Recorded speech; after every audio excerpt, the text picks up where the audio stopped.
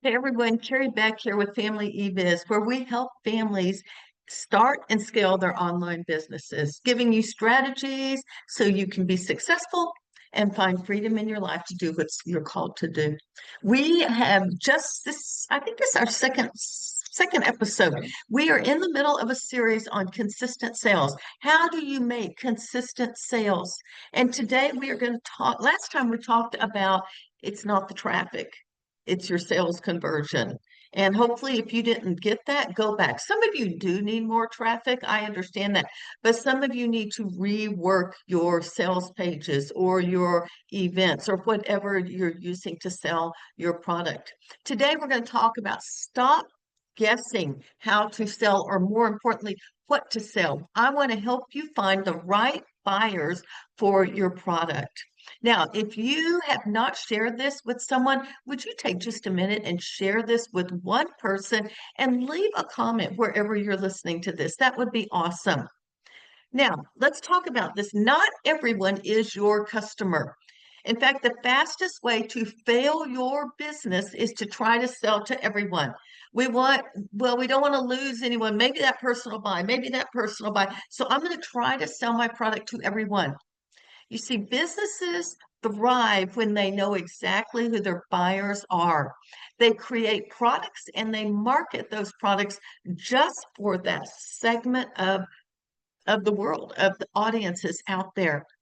And so let's talk about how can we narrow our niche. It's been said, the tighter the niche, the more you get rich. The power of narrowing it down. Who is your audience? And let's take a look back just 15 years ago, 2010, we had two stores, retail stores. We had Target and JCPenney. Now, I'm not, whether you like them or not, it doesn't really matter. But in the early 2010s, JCPenney's tried to be everything to everyone. They had generic pricing. They had a broad appeal. And you know what happened? Their sales tanked by billions. On the other hand, Target doubled down and they found a specific audience. And I actually remember these days because they went from just t-shirts and like cheap clothes, sort of comparable to Walmart, to they said, we are going to focus on women, moms that are style conscious, but want something that is affordable. And they doubled down on that and their sales grew.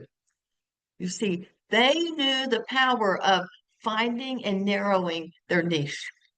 The broad audiences dilute your message, but specific audiences can convert. And Target went all in. They brought in lines, they brought in designers, and they also made it affordable. And so these were people that couldn't just go get a designer dress for $500, but they could pay $35 for it. So they really looked and they knew exactly who their audience was. So you need to narrow your niche. We're going to talk about that in a second. This is a mindset shift. We sell to who? This little group, not everyone. People don't buy products, they buy solutions to their problems. And if you don't know who your audience is, then you don't know what their problem is. Who has the problem that you're solving? You have to know who it is so you can position your product as the solution. So instead of asking, how do I sell more? That's what most of you are like, I got to go make another product. I got to go make another product. I've heard it over and over. Instead of how do I sell more? Who am I really selling to? And I have to tell you, I had to do this in my homeschool business. I have things that pretty much any homeschooler could use, but I had to really narrow down. One, I narrowed down to the Christian homeschooler market. Two, ones that were overwhelmed and wanted to add more purpose. They wanted to know their kids were going to be okay when they graduated. And that's when I began my flagship product of Raising Leaders, Not Followers. It is not for everyone. It is not cheap. It's $200, 197. And so I had to narrow down who that audience is and then show them the transformation. So you've got to listen to your audience. Tip number one, listen first with surveys and replies. When I launched, or before I launched Raising Leaders, Not Followers, about 3 years ago, I did several things called validation calls. I got on Zoom with people that had done some of my Raising Leaders work before, and I asked them questions and I listened. And then I used their vocabulary when it came time to talk about the transformation. I didn't use mine. I used real live homeschool moms out there. Have you done any validation calls?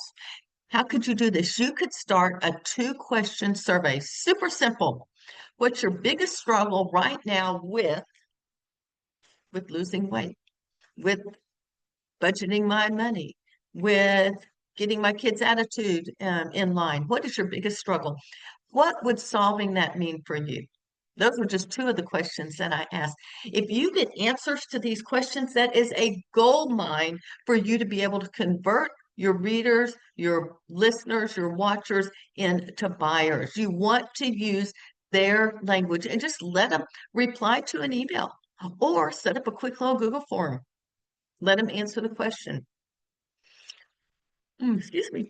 There's a man named Ryan Lebesky. He has the Ask method. He built a multi-million-dollar business by starting with quizzes and surveys. He wanted to find out what each group's problem is and then speak directly to their pain points. And that's an advanced way, but segmenting your list. I have moms that I can pull up that are all into, I need help with the attitude. I have some that need help with character. I have some that need help homeschooling. I have some that need help planning and organizing.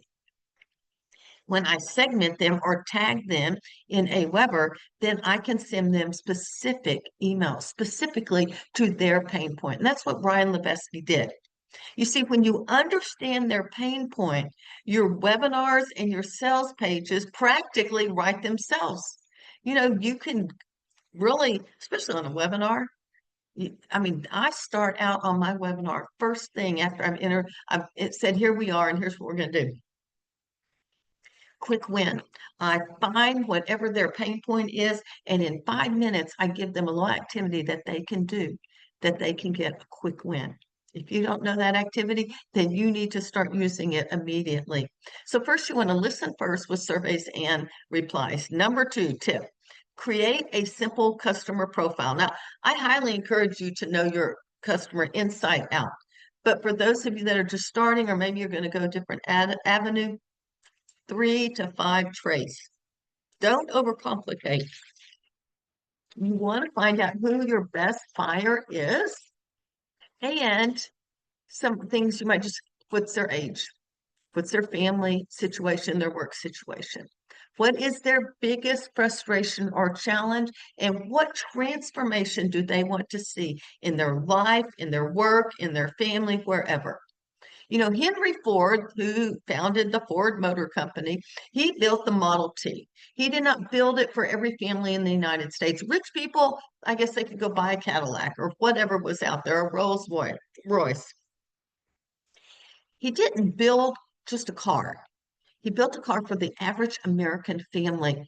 They needed something affordable and reliable, and that's what he did. He focused on one clear customer, someone that didn't have maybe as much money as the rich people, and someone that wanted something reliable, and he dominated that market. You need a clear profile of who your audience is, and that will guide you into what products to create and what messaging you're going to use. You've got to know your customer. And if you don't know that, you need to know that before you ever create products. Some of y'all I got 10 products and I'm not making any money. Pick one of them, figure out who the audience is that this product solves a problem for. What is the problem? And just go all in trying to sell that for the next 2 or 3 months. Tip 1, rely on surveys and replies. Tip number 2, know your customer. Tip number 3, I personally love webinars. I call them master classes. This is a way we can pre-qualify the buyers. Just think about it. If you go to a webinar, master class, whatever you want to call it, and you register, you show up, and you stay to the end, are you interested or just sort of, I don't know? Yeah, you're highly interested. And so a live event, I think events drive sales. A live event isn't just for selling, it's for filtering your best buyers. I did some webinars in the last couple of weeks, and I had people show up. I had people apologize for not being able to stay till the end. Can you send me a replay? They were all into this. And just think, I have a chance to build trust and give value for 30, 45 minutes. Then I can sell them. But I'm not just selling them. We're going to talk about this in a few weeks. I am serving them and I'm giving them a solution. If I listen to someone to the end, I'm probably interested. Like, can you give me some more help? You're not selling, you're serving and you're helping them. So webinars or online events help you build trust, but also offer urgency. And you find exactly your right buyers. We're going to talk about urgency and building trust in the next few. But that's what is so good about a live event. You get someone on live, they see who you are, they see how you teach. You can pre-qualify who your buyers are just by using a webinar. And for those of you that don't know, I just have a brand new 7-day webinar action plan. And if you're interested, it'll be in the show notes. You can go to familyebiz.com/7-day webinar. It's free action plan. And in 7 days, you can plan and give your webinar as well. So surveys and replies, know your segment, your smaller niche, use webinars to pre-qualify. So what, gosh, I'm gonna have to X all this out. I can't believe how much I'm yawning. I apologize. All right, so I've got a couple exercises for you to do. Number one, write down your top 3 buyer traits. Write it down right now. When you finish this, write that down and then think, where are these people hanging out? How can I serve them better? Some of y'all have told me, no one ever replies. Well, you don't give up. You keep going. When I first looked for some feedback, no one replied. Did I give up? No. I moved from email to DMs on social media. And that's where they work. Maybe get in some groups and don't sell anything. You are doing research. So go find, do they hang up on YouTube or Instagram or social, or do you have some people on your email list that you can actually talk to? So that is what you need to do. You need to get your 3 buyer traits, go find those people and find out what their problem is and how your product can solve your problem. Remember, don't sell to everyone. Use surveys to listen to your people.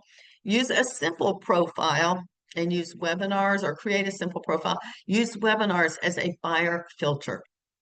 Now, if you are in my Facebook group, share your buyer profile inside the Facebook group. I would love for us to start sharing and see who you could connect with. Maybe someone else has a similar buyer profile and you could collaborate with them. Tag me when you put that on that Facebook post as well. So 7-day webinar action plan, step by step. Exactly what you'll do is you'll get one page with all 7 days and then some pages that you can fill out the information that you need for that day. You can go to familyebiz.com/7-day webinar. I also excited, and September, I don't have the exact date, I think it's September 20th, whatever that Saturday is, I am going to be doing an all-day training on webinars. Many of you have asked me for help on webinars or master classes or workshops, whatever you want to call it.